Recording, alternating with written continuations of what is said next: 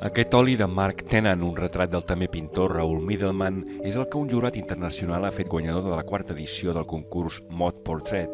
Entre les 6 mencions d'honor n'hi ha 4 de pintors espanyols, com Alejandro Carpintero, Carmen Mansilla o el català Pau Marinello. El Mot Portrait és un concurs impulsat per la plataforma Galeria Arte Libre, que promociona artistes figuratius a internet des de fa més de 20 anys. Des dels grecs fins al Picasso ens pintem a nosaltres mateixos, d'estils diferents, però els que es diuen més avançats continuen pintant els humans, no?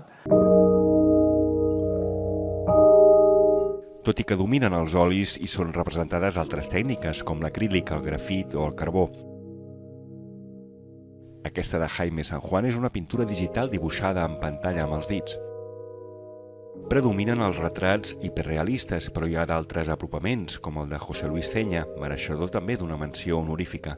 No és per res hiperrealista i és una tendència que s'està imposant molt. És a dir, sobre una base figurativa, jugar amb colors, amb taques.